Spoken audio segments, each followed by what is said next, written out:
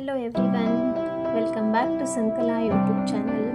So ಇವತ್ತಿನ recipe ಬಂದುಬಿಟ್ಟು lemon rice ಮಾಡೋದು ಹೇಗೆ ಅಂತ ನಾನು ತೋರಿಸ್ಕೊಡ್ತೀನಿ. ಸೊ ಲೆಮನ್ ರೈಸ್ ಅಥವಾ ಚಿತ್ರಾನ್ನ ಅಂತಲೂ ಹೇಳ್ಬೋದು. ಸೊ ಇದನ್ನು ಮಾಡೋಕ್ಕೆ ಫಸ್ಟ್ ಇಂಗ್ರೀಡಿಯೆಂಟ್ಸ್ ಬಂದುಬಿಟ್ಟು ವೈಟ್ ರೈಸು. ಸೊ ನಾನಿಲ್ಲಿ ವೈಟ್ ರೈಸ್ನ ಕುಕ್ ಮಾಡಿ ಇಟ್ಕೊಂಡಿದ್ದೀನಿ ಆಲ್ರೆಡಿ.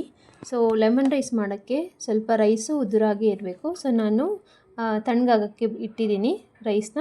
ಸೊ ಇಂಗ್ರೀಡಿಯೆಂಟ್ಸ್ ಬಂದುಬಿಟ್ಟು ಜೀರಿಗೆ, ಸಾಸಿವೆ, ಉದ್ದಿನಬೇಳೆ, ಕಡಲೆಬೇಳೆ ಮತ್ತು ಶೇಂಗಾ, ಕರಿಬೇವು, ನಿಂಬೆಹಣ್ಣು, ಬೆಳ್ಳುಳ್ಳಿ, 4ರಿಂದ 5 ಮೆಣಸಿನ್ಕಾಯಿ ಮತ್ತು ಕೊತ್ತಂಬರಿ. ಸೊ ಇಷ್ಟೆಲ್ಲ ಇಂಗ್ರೀಡಿಯೆಂಟ್ಸ್ ಯೂಸ್ ಮಾಡಿಕೊಂಡು ನಾವು ಇವತ್ತು ಲೆಮನ್ ರೈಸ್ ಮಾಡೋದು ಹೇಗೆ ಅಂತ ನಿಮಗೆ ತೋರಿಸ್ಕೊಡ್ತೀನಿ. ಸೊ ಮೊದಲನೇದಾಗಿ ನಾವು ಸ್ಟವ್ನ ಆನ್ ಮಾಡಿಬಿಟ್ಟು ಬಾಣಲಿನ ಇಟ್ಟಿದ್ದೀನಿ. ಬಾಣಲಿ ಬಿಸಿ ಆದ ನಂತರ ಅದಕ್ಕೆ ನಾವು ಒಂದು ಸ್ವಲ್ಪ ಎಣ್ಣೆನ ಹಾಕ್ಕೊಳ್ಳೋಣ. ಸೊ ಎಣ್ಣೆ ಬಿಸಿ ಆದ ನಂತರ ಇದಕ್ಕೆ ನಾವು ಮೊದಲನೇದಾಗಿ ಸೈಡಲ್ಲಿ ಎತ್ತಿಟ್ಕೊಂಡಿರೋಂಥ ಜೀರಿಗೆ ಮತ್ತು ಸಾಸಿವೆ, ಒಂದು ಟೇಬಲ್ ಸ್ಪೂನು ಜೀರಿಗೆ ಸಾಸಿವೆನ ಹಾಕ್ಕೊಳ್ಳೋಣ. ಸೊ ಎಣ್ಣೆ ಚೆನ್ನಾಗಿ ಕಾದಿದೆ. ಸೊ ಜೀರಿಗೆ ಸಾಸಿವೆ ಹಾಕಿದ ನಂತರ ನಾವು ಇದಕ್ಕೆ ಶೇಂಗಾ, ಉದ್ದಿನಬೇಳೆ ಮತ್ತು ಕಡಲೆಬೇಳೆ ಇದನ್ನೆಲ್ಲ ಕಾಳುಗಳನ್ನು ಹಾಕ್ಕೊಂಡ್ಬಿಟ್ಟು ಚೆನ್ನಾಗಿ ಫ್ರೈ ಮಾಡ್ಕೊಳ್ಳೋಣ. ಸೊ ಅದೊಂದು ಸ್ವಲ್ಪ ಬ್ರೌನ್ ಕಲರ್ ಬರೋವರೆಗೂ ನಾವು ಫ್ರೈ ಮಾಡ್ಕೊಳ್ಬೇಕು.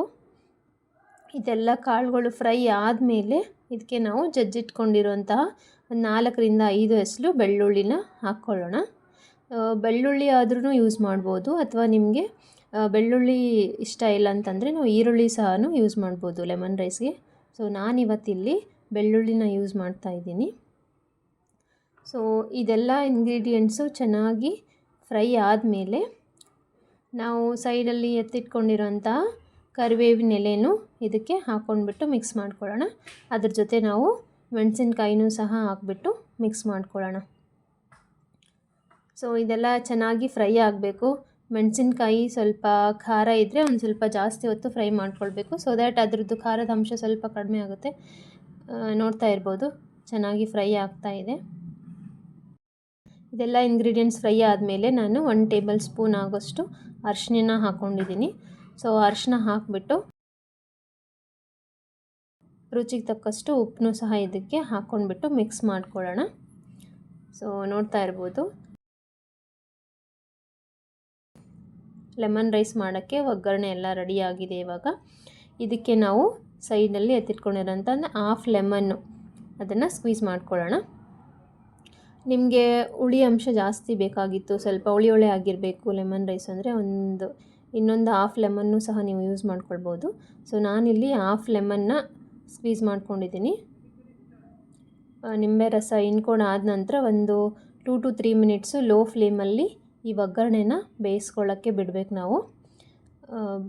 ಇದೆಲ್ಲ ಬೆಂದಾದ ನಂತರ ನಾವು ವೈಟ್ ರೈಸ್ ಕುಕ್ ಮಾಡಿ ಇಟ್ಕೊಂಡಿದ್ದೀವಲ್ವ, ಸೊ ಆ ವೈಟ್ ರೈಸ್ನ ಇದಕ್ಕೆ ಸೇರಿಸ್ಬಿಟ್ಟು ನೀಟಾಗಿ ಕಲಿಸ್ಕೊಂಡು ಹೋಗಬೇಕು.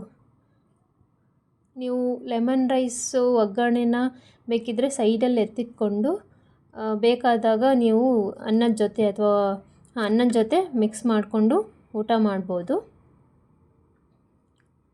ಸೊ ಲೆಮನ್ ರೈಸ್ ಒಗ್ಗರಣೆನ ನಾವು ಸ್ಟೋರು ಮಾಡಿಟ್ಬೋದು, ಬಿಕಾಸ್ ಅದರಲ್ಲಿ ನಾವು ಹುಳಿ ಅಂಶ ಅಥವಾ ನಿಂಬೆ ರಸ ಹಾಕಿರ್ತೀವಲ್ವ, ಇದನ್ನು 1ರಿಂದ 2 ದಿನದವರೆಗೂ ಅದು ಒಗ್ಗರಣೆನ ಇಟ್ಕೊಳ್ಬೋದು.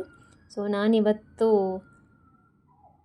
ನಿಮಗೆ ತೋರಿಸ್ತಾ ಇರೋದು ಲೆಮನ್ ರೈಸ್ ಯಾವ ಥರ ಮಾಡೋದಂತ. ಸೊ ನೋಡ್ತಾ ಇರ್ಬೋದು ಚೆನ್ನಾಗಿ ಒಗ್ಗರಣೆ ಎಲ್ಲ ವೈಟ್ ರೈಸ್ ಜೊತೆ ಬೆರಿಬೇಕು.